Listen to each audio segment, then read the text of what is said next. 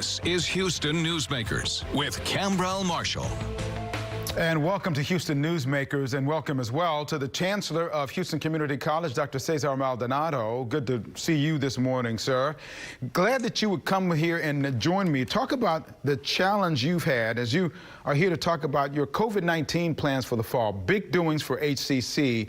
What kind of challenge has it been for you to come up with a plan that you think is going to work for your instructors and your students? Well, good morning. It's great to be with you, Cambrell.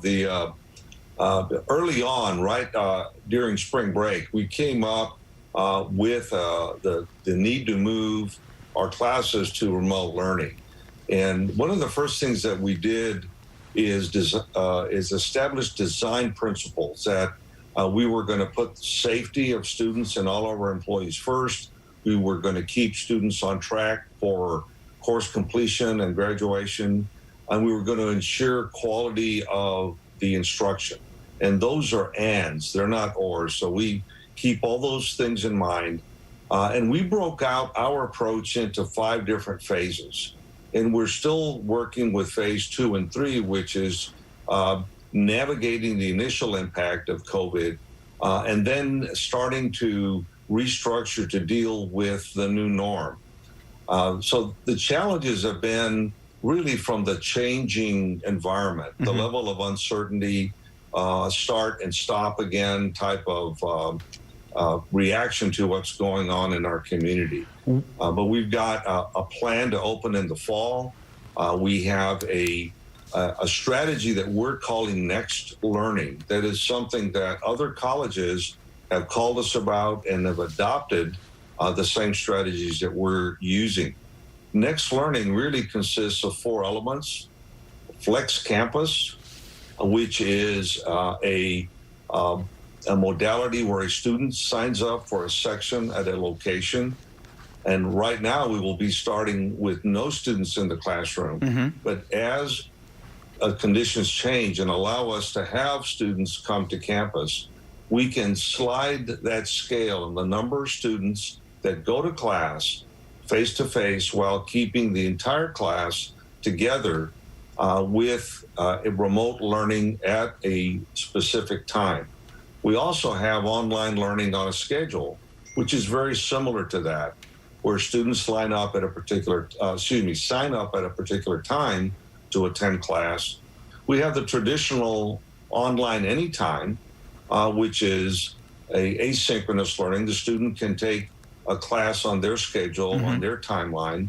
And then we have remote lab-based learning, where we're excited about implementing a virtual reality component with 360-degree cameras for our faculty.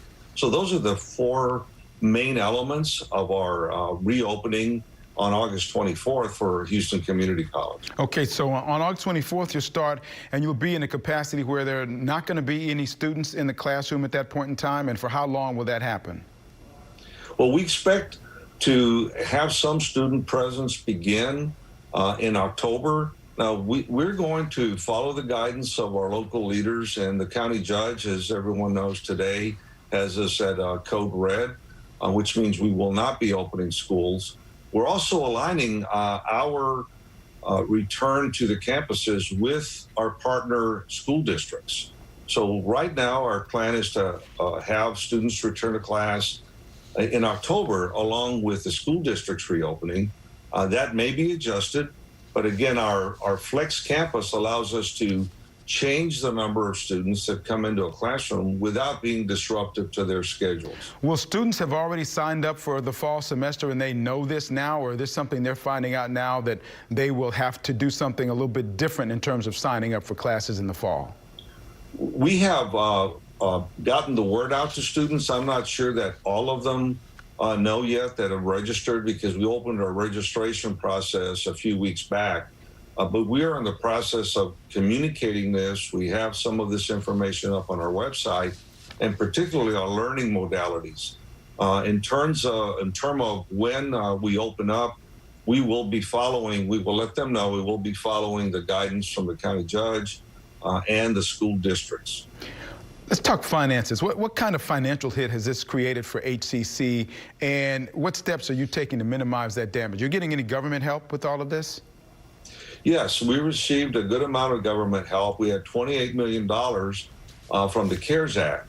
Now, half of that had to go directly to students, and that money has all been used up. Our students needed the help to make it through so far with their challenges in the pandemic. The rest we're using to provide remote learning access to the students. We're using it to provide some of the cleaning of our facilities and all of the additional costs that it's taken to restructure the environment that our students will be returning to. For example, planning for online screening on campus, and also providing our faculty members with the ability to teach remotely. HCC is it's not high school, but it's not the regimen of a four-year college as well. Remote learning is going to require, internet and computers and things like that. Are students going to be required to have that as they come into it, or is that something that you'll be able to help provide some support for them with that as well?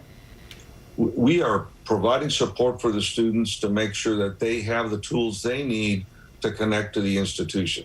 So we are handing out the laptops and tablets in order to allow the students to connect. And keep in mind that for many of our students, the first 2 years they have with us are as rigorous as those at a university. These courses transfer to the flagships, they transfer to universities across the country. So even though we're a community college and are tasked with training workforce, we're also a stepping stone for many students to go to university. So we will be handing out technology, we have financial aid, and we have resources to help students to be able to navigate the challenges that they have and connect to school. Well, I'm glad that you've come on this morning. We got a lot more to talk about with you. Thank you for being willing to do this. I really appreciate it. We're going to continue this conversation on Houston Newsmakers Extra on the Newsmakers page on clicktohouston.com. Thank you, Dr. Maldonado, for sticking around for that. And thank you for joining me this morning.